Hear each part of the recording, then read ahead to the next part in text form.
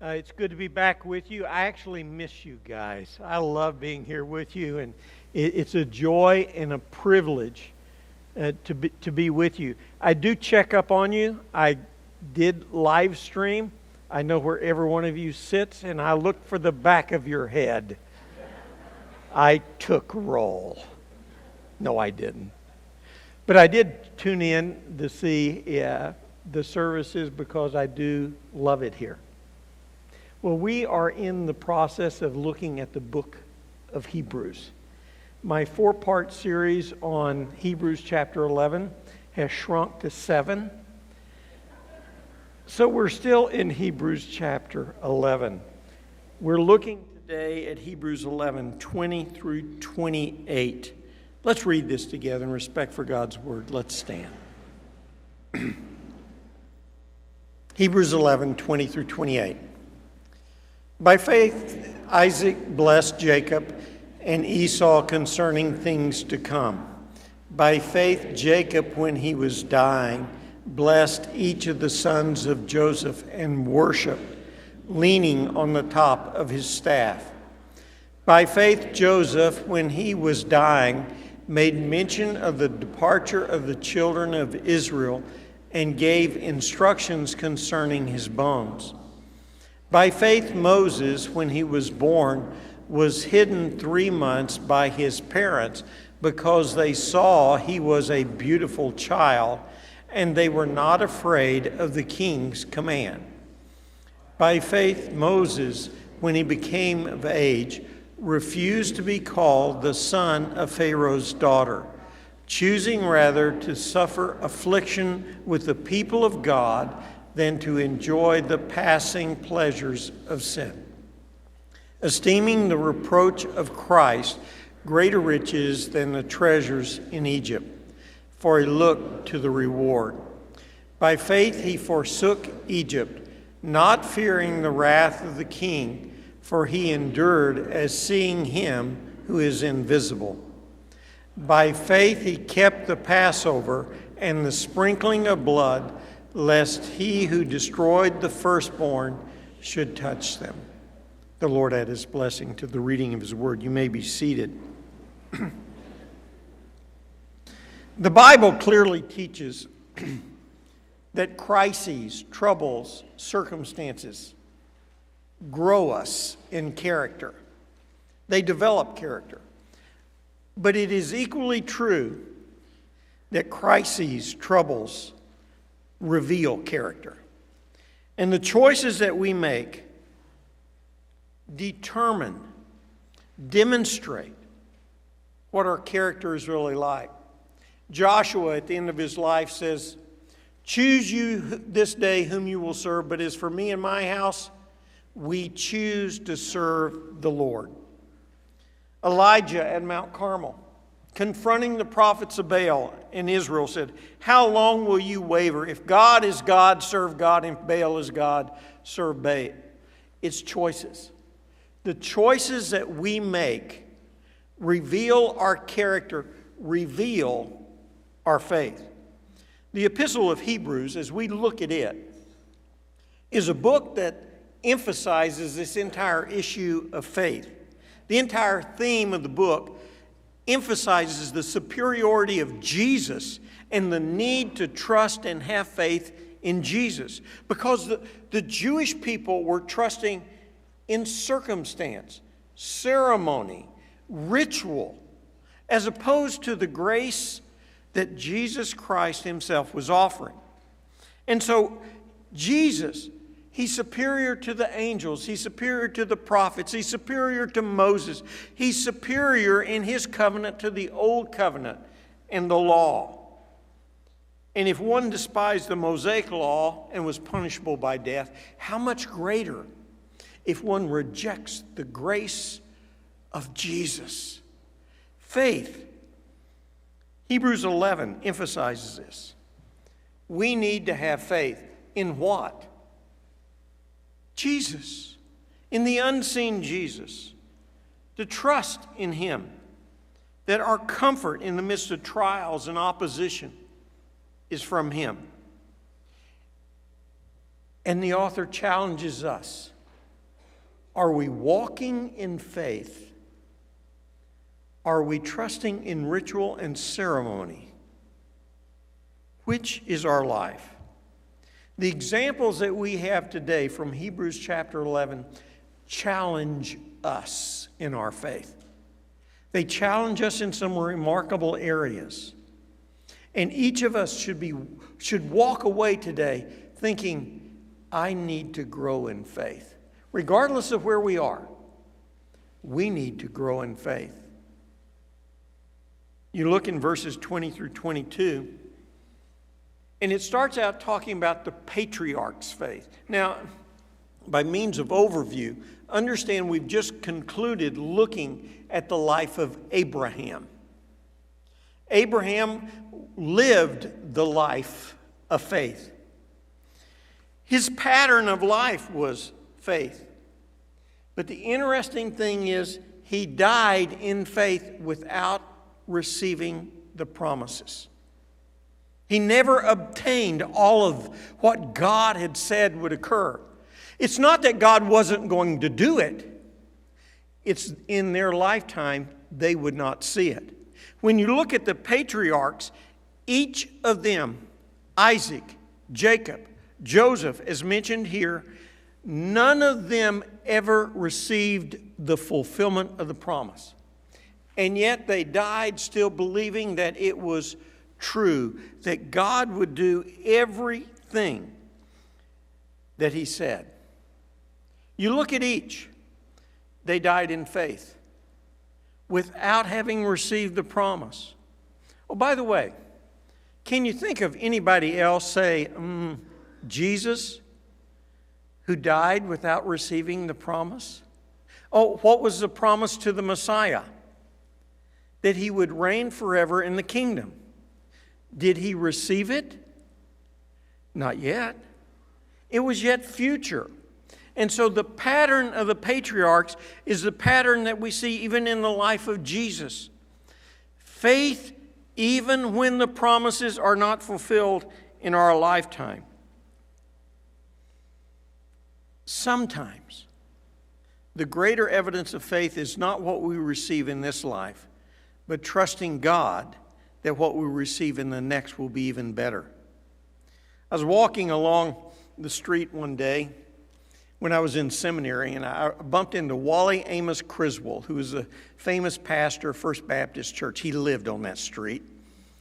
And being a young seminarian, and me and another guy were walking, we were talking with this giant of the faith. And we got to talking about the rapture. You know, that's everybody's fantasy, and how we look forward to the rapture. And Wally Amos says, I don't want to be raptured. And we both looked at him with utter amazement. He says, I don't want to be raptured. I want to die. He says, I want to experience what Jesus did. And we were going, whoa. You know, faith is not in receiving all the promises when we want them. It's trusting God that He will fulfill His promises when He wants to and in His time. You look at the three people that are mentioned in verses 20 through 22. Isaac. Isaac had two sons, Ishmael and Jacob and Esau, and he blessed both. He blessed them both concerning things to come. He was the one son of promise, to his father Abraham. He knew God was going to fulfill His promises, and so he blessed his two sons, knowing that God would fulfill everything that He had promised to Abraham and then transferred to Isaac. Not only that, Jacob blessed both the sons of Joseph, Manasseh and Ephraim. Why? Because he knew God was going to bless and fulfill. And Joseph was to him he gave the birthright, if you will. And he blessed the two sons. The interesting thing is he blessed the younger son more than he blessed the elder son. It's an interesting parallel to me that the younger covenant, the new covenant, has more blessing than the old covenant. Isn't that an interesting parallel? And in the same way, Jacob blessed the younger one. You look at Joseph. Joseph was a man who ruled Egypt under Pharaoh. And when he was dying, he made the children of Israel promise that they would take his body with them when they left. Oh, by the way, that wouldn't occur for another 450 years. That's faith. He looked forward to something that was going to happen, and he was confident that it was going to happen. You know, I look at their example of faith, and there's many things that pop into my mind in terms of applications, a way to apply it to our life. To the Jewish people of the author's day, I think that the prime application they should have gotten was that faith hangs on even when we don't see the fulfillment now. And that was to encourage them that even though that Israel was not receiving the promises that God had promised, they were going to be fulfilled. We still anticipate those things. And that should be an issue that the Jewish people should look forward to. But you know, there's an application for us today. And that is, in our lifetimes, we may not receive all that God has promised to us. We may have to face death. I don't know if you watch much TV, but there's a commercial on now with Eric Dickerson. You may not know who he is. He was a star football player at SMU and played professional football for the Rams and that sort of thing. And he talks about Walter Payton. He said, when I was a rookie, I went up to Walter Payton. I shook his hand and said, "Hi, I'm Eric Dickerson." And he says, "I know." And he said, I became friends with him.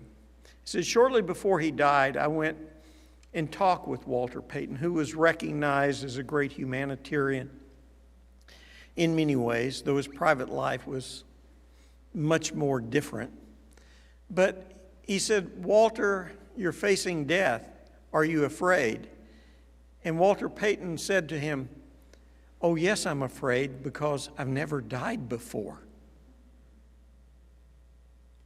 And you know, apart from Jesus coming, we're all going to face the certainty of death. I know as a young man, I feared the thought of death. I was paranoid of it, tried to avoid it at all cost.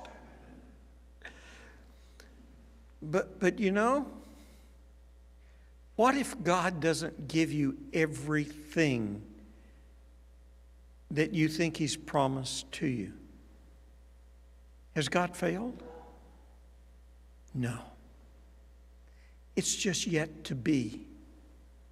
We may not see it, but we have nothing to fear in death because God is a God who will fulfill all things. Changing gears then, the author switches from the patriarchs to Moses.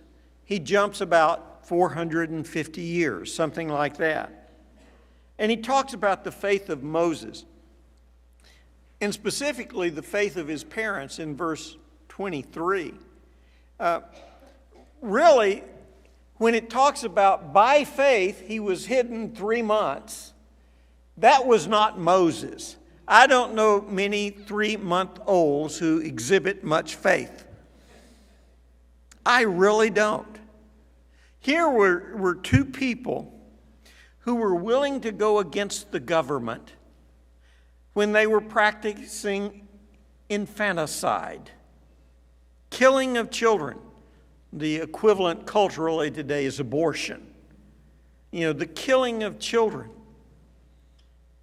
And they refused. That showed that they believed that they should obey God rather than a king. If the parents had acted the way of the world, Moses would not have lived past 3 months old. He would have been killed. And God would have had to raise something up, someone else up, to deliver Israel. Boy, there's a great application from this. You know what the application is? Faith begins at home. It begins with mom and dad. Where do children learn faith? I think it starts with parents. Parents are so important in all of this. I think too many parents treat their homes like an isolation booth for their children. Insulate them from the world. That's not what God calls us to. God calls us to inoculate our children. Expose and at the same time do what? Demonstrate the proper amount of faith. And by demonstrating our faith, faith can be contagious. Did you know that? When one demonstrates faith and lives out faith, others see it and they have a tendency to catch it. Therefore, parents, live a life of faith. And you say, but my kids are grown. They can still learn from your faith. We need to learn and teach our children faith by our example and expression. You look at the generations that are exemplified here. Abraham, Isaac, Jacob, Joseph, Moses. Where did they learn faith? Primarily it came from their ancestors. And maybe we come from a non-Christian background. That happens. Then look at the examples around us and the people around us. Faith begets faith. Additionally, not only do we see faith of the parents, we see his faith in rejecting the world. Moses was the greatest figure in Jewish history in their estimation, even higher in many people's opinion than Abraham himself, because he was the giver of the law. The interesting thing to me when I look in Hebrews 11, do you know what I do not see mentioned when Moses is given? The law. The hallmark of Moses was not the law. It was faith. Faith, not the law. Look at the things that he did in regard to faith. It says he refused to be called the son of Pharaoh's daughter. Do you know what faith that is? It's faith that he would rather have God's approval, God's recognition, than man's. I mean, he could have been called the son of Pharaoh's daughter, and he would have had all this prestige and honor and recognition. But he refused that. Instead, he represented God. The amazing thing to me is that when Moses represented God and spoke to the Jewish people, they rejected him at first. Did you notice that? Oh, by the way, who else came to the Jewish people and said, I am the Messiah, the appointed one, and they rejected? Oh, Jesus. Isn't that an interesting parallel? You know, in our day and age, we promote celebrity, star athletes, rich people. That's not what God's interested in. God's interested in faith. And we as the church need to promote faith as the example, not the recognition of the world. Additionally, he chose to suffer. Wow. No one in their right mind, I think, wants to suffer. But he chose it over ease. Again, I think that goes against our culture, our values. We think that peace and easiness is the way of life. And if anything is hard and difficult, we should avoid it. That's not what Moses chose. He chose to suffer with the people of God. That's because he was looking to the future, the eternal, not the temporary, not the moments of ease. Oh, by the way, do you know anybody else that chose to suffer? On a cross, say? He chose that. The third thing I noticed is he had respect for reward. Which reward do we look towards? The here, the now, or the forever? Faith looks forward into receiving what God is going to give as opposed to what man gives.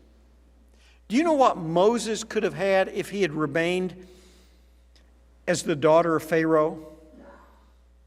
He had the potential to become Pharaoh. There was a guy that lived about 100 years after Moses. We know him by name and reputation. His name was King Tut. Tutankhamun, you've heard of him? What is he noted for? The gold, the splendor, and all that other stuff. That could have been Moses. 100 years after Moses, all this gold. He could have had it then, but he didn't. Why? Because he believed, as Psalm 37:16 says, better is the little of the righteous than the abundance of many wicked. You know, Jesus took the same route. Who, for the joy that was before him, endured the cross, despising the shame. In other words, that he might provide for us. You know, too often we get caught up in this. I don't know if any of you read Shakespeare. Anybody read Shakespeare? You ever read The Merchant of Venice? Anybody? Oh, Phil has. Yeah. In The Merchant of Venice, it's interesting. There's this lady by the name of Portia who's going to be married. And her suitors have to choose between 3 caskets. A gold one, a silver one, and a lead one. And if you go to the first one, it said, "Who chooseth me shall gain what many men desire." So the suitor chooses, opens, and inside is that famous quote, "All that glitters is not gold." In other words, appearances are deceiving, and human desire can be dangerous. Inscribed on the silver chest was, "Who chooseth me shall get as much as he desires." And the suitor who opens that finds a picture of an idiot with this little note, "So be gone, you are sped, still more fool I shall appear. By the time I linger here with one fool's head, I came to woo, but I go away with 2. In other words, whoever chooses the silver casket is a fool who get what he deserves, a picture of another fool. And finally, the lead chest. It's not very beautiful from the outside, very modest. The exact opposite of the gold. And the inscription is, "Who chooseth me must give and hazard all he hath." But the one who opens that casket finds a picture of Portia and finds the true love. What do we gain in this world by gaining the things of this world? Faith chooses the pleasure of God above the pleasure of men. A third thing that I notice is Moses demonstrated faith in forsaking Egypt. Now there's problems with verse 27. Which time? You know, when he fled, when he killed the Egyptian, or when he was taking Israel out. There's debate about which time it's talking about. I personally lean towards when he's leading Israel out. That's my opinion. But basically what it meant is he forsook Egypt, not fearing what the king could do. You know, that's what Jesus did. He forsook the traditions of the Pharisees and Sadducees, and instead chose the blessings of God. The Jews needed this. They needed to willfully forsake the customs and rituals and instead believe in the new covenant, the better covenant. Finally, Moses demonstrated faith in instituting the Passover. God told him that if you sprinkle blood on the mantles, the angel of death would pass over. How dumb can you get? How's a little blood on a mantle going to keep the angel of death from killing all the firstborn? It's an issue of faith. Oh, by the way, what is faith? Taking God at His word. So God said, you sprinkle blood on the mantle and the angel will pass over. And guess what happened? Everyone that sprinkled blood, the angel passed over. Faith, doing what God says, taking God at His word. It's a step of faith to believe that the blood of Jesus can deliver you from all sin. And you don't have to offer more sacrifices and do all these ceremonies. You just have to trust in Him. And the example that Moses gives in faith is the example the Jewish people needed to hear. That Jesus was good. Jesus fulfilled. And it was trustworthy and worthy to trust in Him. A refusal under Moses to sprinkle blood meant death. A refusal to believe in the blood of Jesus means death, separation from God.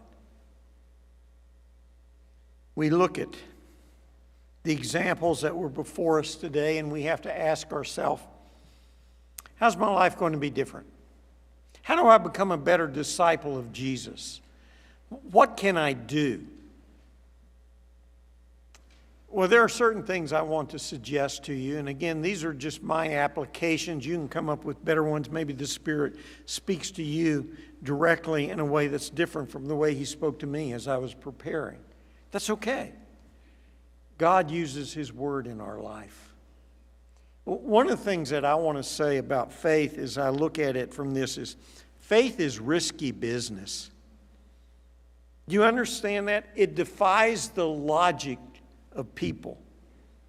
It defies the logic of the world. Chuck Swindoll, in some of his messages, he says there's three things that demonstrate faith is risky.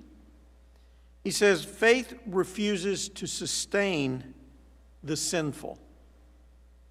That is, faith chooses the way of God above the ways of the world. And that's risky in the world when you do things God's way as opposed to man's way. People may not like you. People may oppose you. They may chase you out of their country. They may throw slings and arrows. Who knows? Faith is taking God and His Word and therefore refuses to do what the world says, such as kill babies or do those other things. It's risky. It's the right thing to do, but it's risky. Swindoll also says faith determines to leave the familiar. Look at the examples of faith that we have seen throughout Hebrews. Abraham leaving his homeland, going to an unfamiliar country, Jacob leaving the land of promise to go into Egypt because God said, go down there. Joseph living in a land that was not his home country, and yet believing God was going to do things. It means getting uncomfortable. It means leaving traditions and rituals. It means doing what we haven't done before. If we are people of faith, we are not content to be familiar. We are only content when we leap in faith. I don't know if any of y'all watched the Raiders of the Lost Ark. Do you remember the one? I think it's the one in search of the chalice. And he's standing there and it says, take a step, and he looks and there's nothing there. And it says, take a step. So he takes a step and he drops right onto an invisible path. That's God. If God says take a step and we don't see the path, you take a step. And when you take the step, the path will be there. That's risky. But it means leaving the comfort of that which is familiar. It must also involve, according to Swindoll, this risky stuff, a willingness to do the unusual. That takes discipline, determination, and commitment. It may mean sacrificing your own son. Boy, that's unusual. Yet Abraham did it and was willing to. It may mean walking around naked in public. You go, woo? Ask Jeremiah about that. That's what God told him to do. And he did it. When you do the things that God asks, you know what it's possible could happen? People will call you fool. It's risky business. Second application I have is cultivate a family of faith. Let your life be an example of faith. Do you share with your children and others the big things that you're asking of God? And when God does them, do you have a celebration and woo, whoopee, hoo, hoo, hoo, hey, God answered our prayer. Do you share it? We believe God would do this, and He did it. Do you know what that does to your family and friends when they hear that? Yeah, maybe it makes them jealous. Why did God answer you and not answer me? Or does it help others to see that when you believe in God, God can do great things? Let your faith be contagious to your children. When they're young, let them see what you're trusting in God, and then when God answers, give mighty praise and let them see. Children are impressionable. They will believe. I've shared this before, but it's been a while. When my oldest son was young, 4 or 5, I was pastoring in Pryor, Oklahoma. We had a church of 80, 90.